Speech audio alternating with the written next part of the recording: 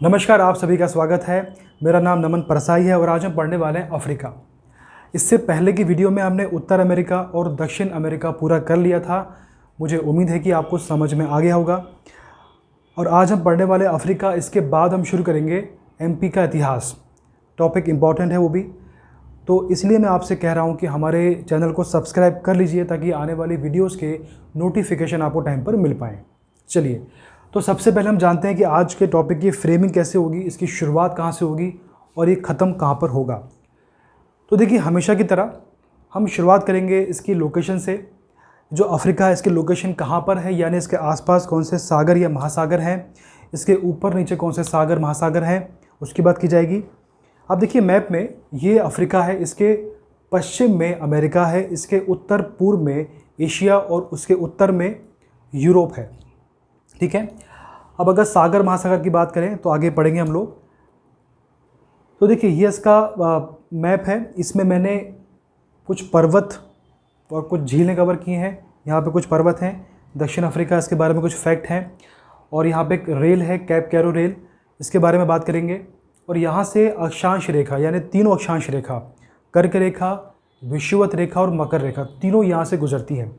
तो इस पर कौन कौन से देश बसे हुए हैं उनकी बात की जाएगी। फिर आगे कुछ नदियाँ हैं।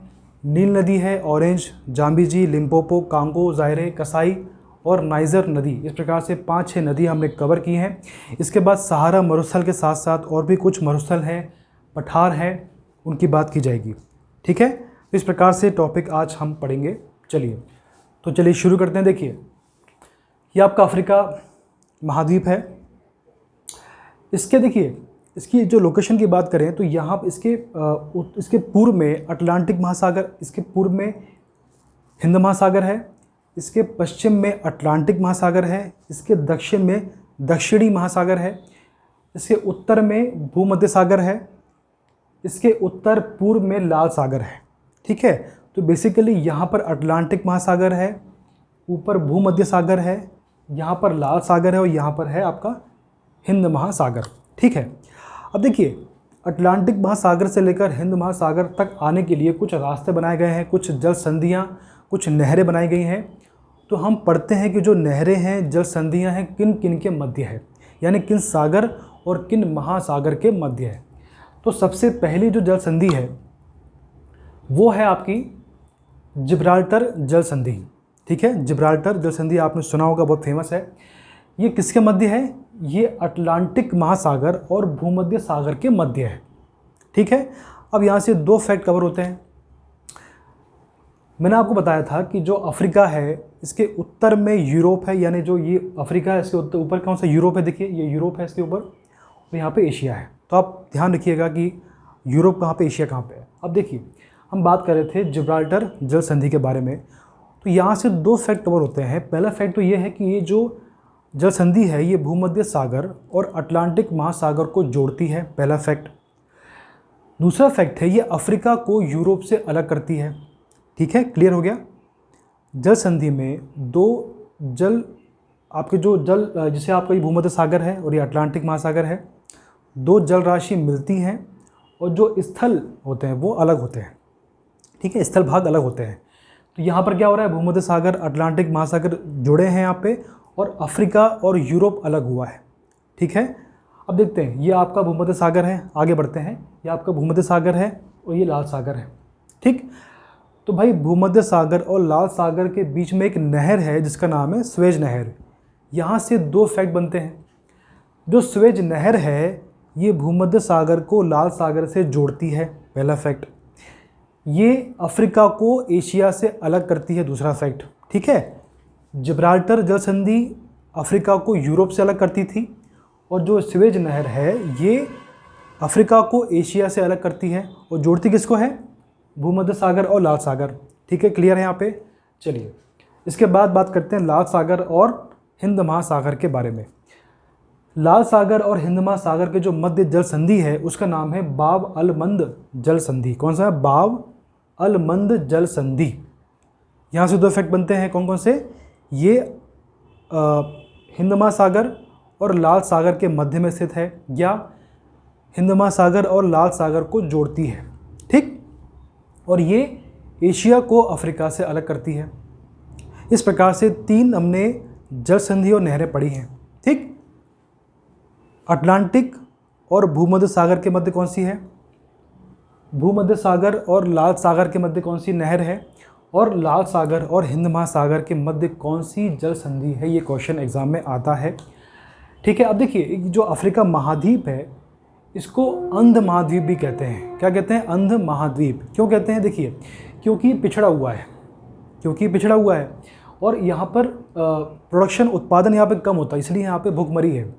यहाँ पर पिछड़ापन है, यहाँ पर भुखमरी है, और यहाँ पर कुप्रथाएं हैं। आप जानते होंगे यहाँ पर जो पारंपरिक रूप से कुछ प्रथाएं चली आ रही हैं उनमें विकास नहीं हुआ है, उनमें परिवर्तन नहीं हुआ है। समय के साथ परिवर्तन जो होना चाहिए था वो नहीं हो पाया है। तो यहाँ पर कुप्रथाएं हैं और राजनीतिक पिछड़ापन है। विश्व के सभी देशों में धीमे धीमे विकास हुआ है। यहाँ पर कई देशों में अभी भी राजतंत्र है, यहाँ पे यानी यहाँ पर राजा होता है। ठीक है, तो राजनीतिक पिछड़ापन है, कुप्रथाएं हैं, भुखमरी है, और ये अभी पिछड़ा हुआ है। इसी कारण से इसे अंध महाद्वीप कहते हैं। अंध महासागर किसे कहते हैं? अंध महासागर कहते हैं अटलांटिक महासागर को, और अंध महाद्वीप कहते हैं अफ्रीका को। ठीक है, तो ये आपको 2 फैक्ट है। तो हमने अभी तक क्या देखा है? जल संधियाँ और जो स्वेज नहर है। इस प्रकार से हमने 3-4 फैक्ट कवर किए हैं। अब बात करते हैं मैप के बारे में। ये देखिए आपका अफ्रीका, ये जो इसका मैप है। अब हम शुरुआत करते हैं इसके पर्वत से। ये आपका यहाँ पर आपको जो देश है उसका नाम मोरक्को है। ठीक है, यहाँ मोरक्को है। यहाँ पर एक पर्वत है जिसका नाम है एटलस पर्वत। इसके सबसे हाईएस्ट पीक है ग्रेट एटलस पर्वत। तो क्वेश्चन बनता है कि ग्रेट एटलस पर्वत किसकी हाईएस्ट पीक है? एटलस पर्वत की। एटलस पर्वत कहाँ पर है? मोरक्को में है। एटलस पर्वत किस प्रकार का पर्वत है? तो ये नवीन मोरदार पर्वत का एग्जाम्पल है। ठीक है, 2 से 3 फैक्ट यहाँ से कवर हुए हैं। चलिए इसके थोड़े से नीचे आते हैं। यहाँ पर आपका पड़ता है कैमरून देश पड़ता है। कौन सा देश? कैमरून। यहाँ पर एक पर्वत है जिसका नाम है कैमरून पर्वत।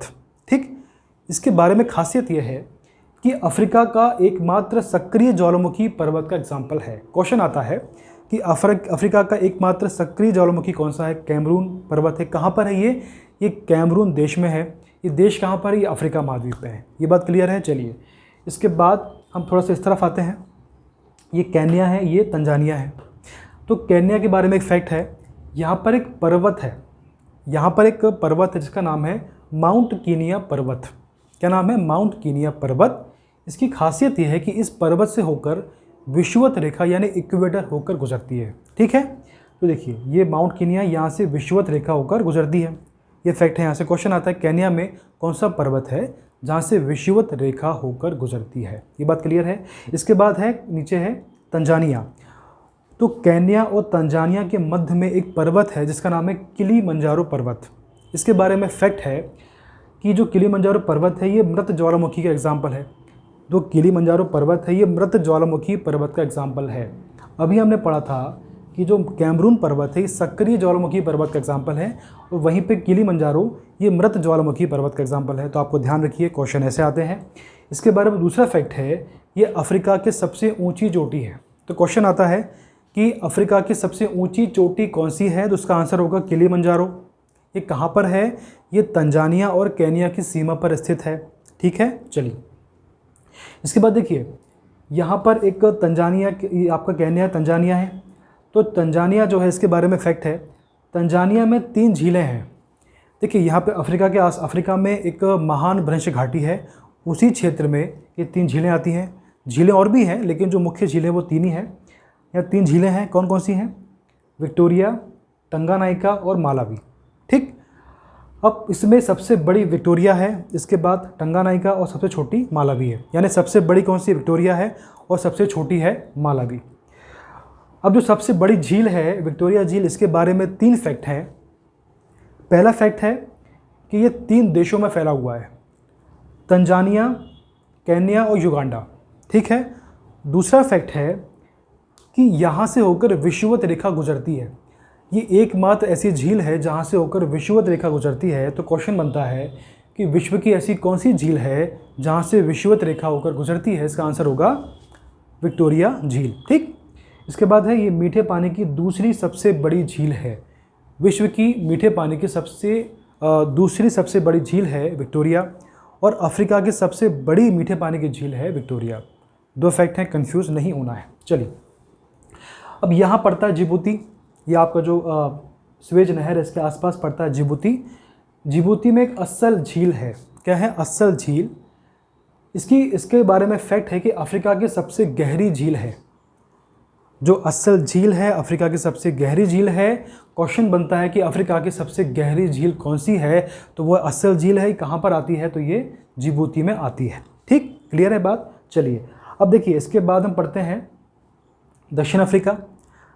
दक्षिण अफ्रीका के बारे में कुछ फैक्ट हैं। वो फैक्ट क्या हैं?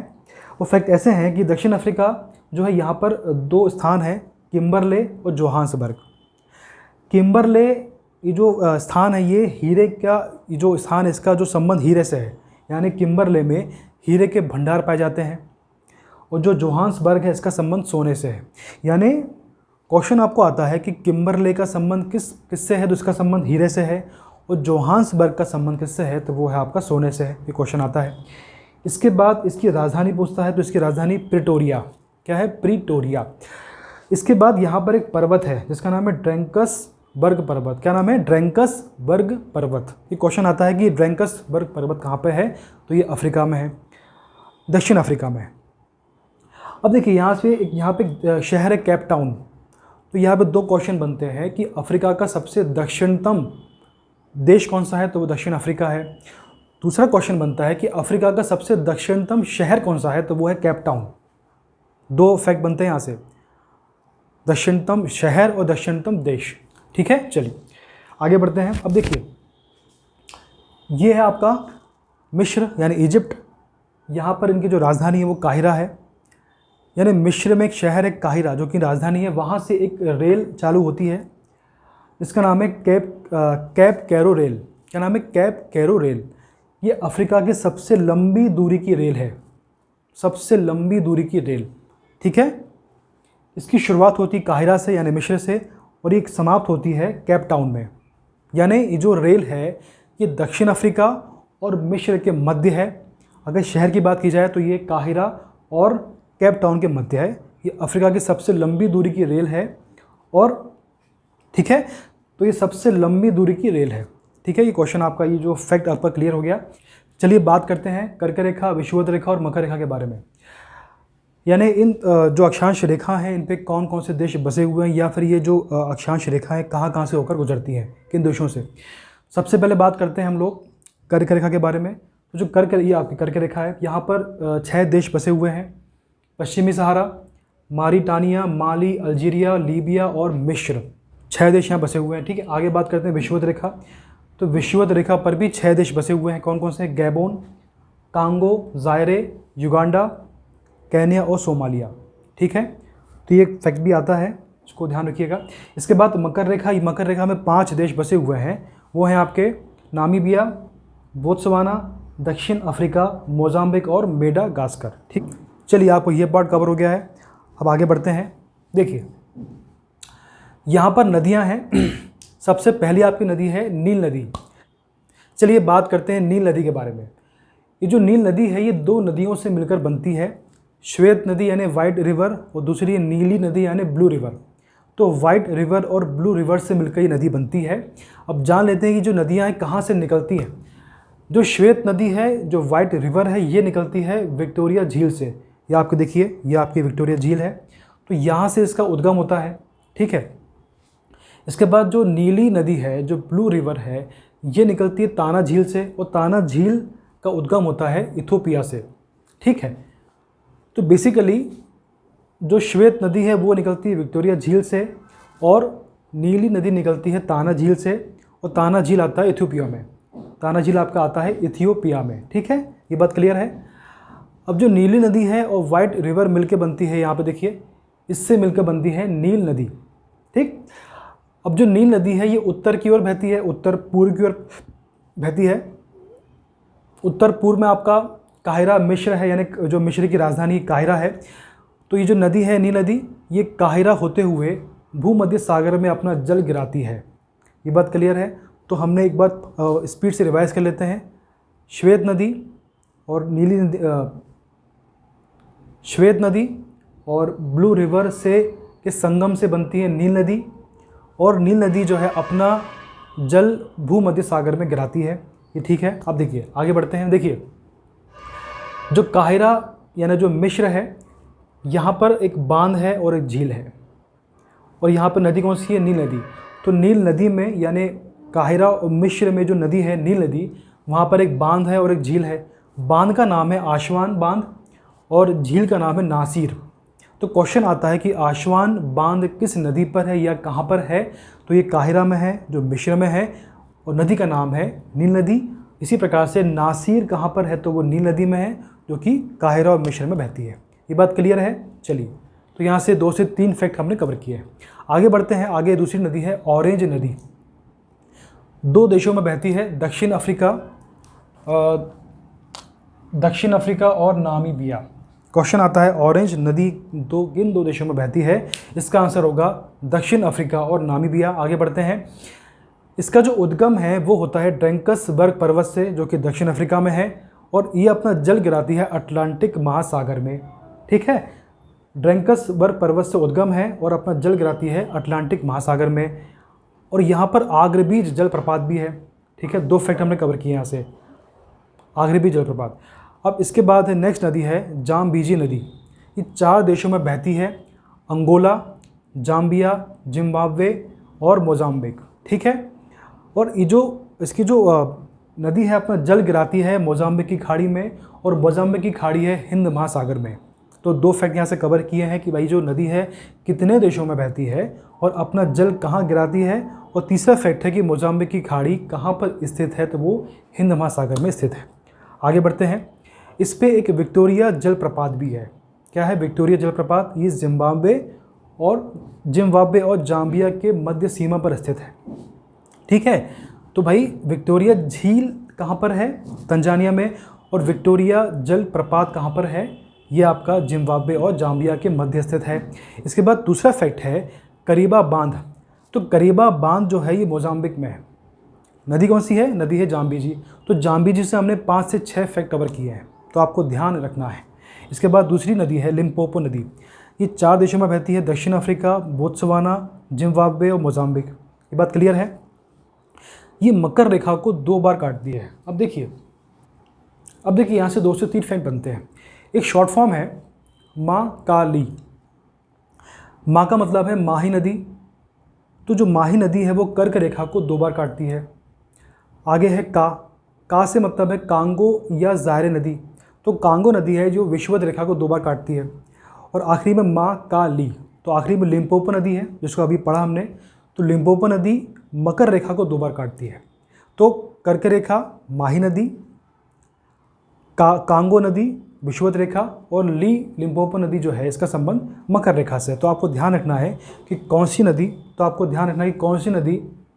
किस अक्षांश रेखा को 2 बार काटती है। ये बात क्लियर है? तो हम बात कर रहे थे लिम्पोपो नदी के बारे में। तो लिम्पोपो नदी जो है मकर रेखा को 2 बार काटती है। ठीक है, चलिए अब इसके बाद एक कांगो या ज़ायरे नदी, इसका पढ़ लिया हमने। ये अफ्रीका की दूसरी बड़ी नदी है और ये 2 देशों में बहती है, कांगो और कांगो गणराज्य। ठीक, ये विषुवत रेखा को 2 बार काटती है, हमने पढ़ लिया अभी। और दक्षिण अटलांटिक महासागर में अपना जल गिराती है, यानी इसका मुहाना जो है वो दक्षिण अटलांटिक महासागर में है। इतना क्लियर है आपको? आगे बढ़ते हैं। इसके बाद एक कसाई नदी। ये ज़ायरे की सहायक नदी है। ठीक है, और यहाँ से इस क्षेत्र से हीरा प्राप्त होता है। तो क्वेश्चन आता है कि जो कसाई नदी है किसकी सहायक नदी है और यहाँ से क्या प्राप्त होता है? तो यहाँ से हीरा प्राप्त होता है। ये बात क्लियर है? आगे बढ़ते हैं। नाइजर नदी। नाइजर नदी बहुत इंपॉर्टेंट है, यहाँ से क्वेश्चन आते हैं। ये 4 देशों में बहती है, माली, नाइजीरिया और गिनी। ठीक है, इसका जो उद्गम है वो कहाँ से होता है? तो भाई देखो, गिनी और माली वाला जो क्षेत्र है यहाँ पर फोंटा जालून पर्वत है। कौन सा है? फोंटा जालून पर्वत। यहाँ से इसका उद्गम होता है और ये गिनी की खाड़ी में, जो कि अटलांटिक महासागर में, अपना जल गिराती है। ठीक है, फोंटा जालून पर्वत जो कि गिनी और माली क्षेत्र में है, यहाँ से इसका उद्गम होता है और गिनी की खाड़ी में अपना जल गिराती है। गिनी की खाड़ी अटलांटिक महासागर में है। बात क्लियर है? तो भाई इसका उद्गम कहाँ से है और कहाँ अपना जल गिराती है, आपको ध्यान होना चाहिए। जो गिनी की खाड़ी है इसके जो आसपास शहर बसा हुआ है नाइजीरिया है। यानी जो नाइजर नदी है ये फोंटा जालुम पर्वत से निकलकर नाइजीरिया होते हुए गिनी की खाड़ी में अपना जल गिराती है। ठीक है, चलिए अब जो गिनी की खाड़ी है ये प्राकृतिक तेल व गैस के लिए फेमस है, नेचुरल ऑयल और गैस के लिए फेमस है ये। इसीलिए इस नदी को तेल की नदी बोलते हैं। क्या बोलते हैं? तेल की नदी। ठीक, चलिए आगे बढ़ते हैं। इसके बाद है सहारा मरुस्थल। तो देखिए, तो आपका जो नदिया वाला पार्ट, जो नदिया वाला चैप्टर था वो समाप्त हो गया है। अब हम बात करेंगे सहारा मरुस्थल के बारे में। चलिए, ये आपका मैप दिख रहा है आपको, तो ये वाला पार्ट है, ये है सहारा मरुस्थल। ठीक, तो यहाँ से 3 फैक्ट कवर होते हैं। पहला है ये अफ्रीका के उत्तरी भाग में है, ये देखिए ये आपका उत्तरी भाग में है, ये बात तो क्लियर है। दूसरा फैक्ट है इसका विस्तार 10 देशों में है। जो अफ्रीका के 10 देश हैं इसमें इसका विस्तार है। ये विश्व का सबसे बड़ा मरुस्थल है। विश्व का सबसे बड़ा मरुस्थल कौन सा है, इसका विस्तार कितने देशों में है, और ये अफ्रीका के कौन से भाग में स्थित है? तो ये उत्तरी भाग में स्थित है। चलिए अब देखिए, ये अफ्रीका का ये क्षेत्र है, यहाँ पर सहारा मरुस्थल है, इसका विस्तार आगे तक है। ठीक है, लेकिन इसको आगे के जो क्षेत्र है यानी सूडान, ये आपका अफ्रीका है, ये वाला पार्ट है, यहाँ पर आपका पड़ता है सूडान। तो सूडान में इसे नूबियन मरुस्थल बोलते हैं। क्या बोलते हैं? नूबियन मरुस्थल। तो क्वेश्चन बनता है सहारा को सूडान में किस नाम से बुलाते हैं? तो उसको बोलते हैं नूबियन मरुस्थल। ठीक, बेसिकली ये सहारा का ही पार्ट है लेकिन इसका नाम बदल गया। ठीक, अब देखिए ये आपका नूबियन मरुस्थल है और यहाँ पर आपका सहारा, इन दोनों के मध्य में एक नदी है इसका नाम है नील नदी। ठीक है, तो यहाँ से 2 क्वेश्चन बनते हैं कि सहारा और नूबियन मरुस्थल के मध्य में कौन सी नदी है? तो वो नील नदी है। दूसरा क्वेश्चन बनता है कि भाई नूबियन मरुस्थल और सहारा मरुस्थल को कौन सी नदी अलग करती है? तो उसका आंसर क्या होगा? नील नदी होगा। ठीक है, तो चलिए, और तीसरा क्वेश्चन यहाँ से बनता है कि सहारा और नूबियन मरुस्थल से होकर कौन सी अक्षांश रेखा गुजरती है? इसका आंसर होगा कर्क रेखा। कर्क रेखा सहारा और नूबियन के मरुस्थल से होकर गुजरती है। ये बात क्लियर है, क्वेश्चन आता है एग्जाम में। चलिए अब देखिए, सहारा है, इसके जस्ट नीचे यहाँ पर है जोश का पठार, जोश नहीं जोश का पठार। ठीक है, इसके बारे में 2 फैक्ट हैं। ये नाइजर और नाइजीरिया में फैला हुआ है। कहाँ पर है? नाइजर और नाइजीरिया। ठीक, यहाँ से टिन धातु प्राप्त होती है। कौन सी धातु? टिन। ठीक है, चलिए अब इसके थोड़े से नीचे आएंगे आप तो अंगोला पड़ता है, यहाँ पे अंगोला आता है। तो अंगोला में एक पठार है जिसका नाम है काटंगा का पठार। क्या नाम है? काटंगा का पठार, या काटंगा पठार भी कहते हैं, जो अंगोला में है। ठीक, यहाँ से तांबा प्राप्त होता है। तो क्वेश्चन आता है कि काटंगा पठार कहाँ पर है? अंगोला में है। यहाँ से क्या प्राप्त होता है? यहाँ से तांबा प्राप्त होता है। अब बात करते हैं हम लोग, इसके जस्ट नीचे है बी का पठार, इसके नीचे है बी का पठार, काटंगा पठार के नीचे है बी का पठार। ये बी का पठार 2 देशों में है, नामीबिया और अंगोला। ठीक है, जो काटंगा पठार था सिर्फ अंगोला में था, लेकिन बी का पठार जो है ये नामीबिया और अंगोला की सीमा पर स्थित है।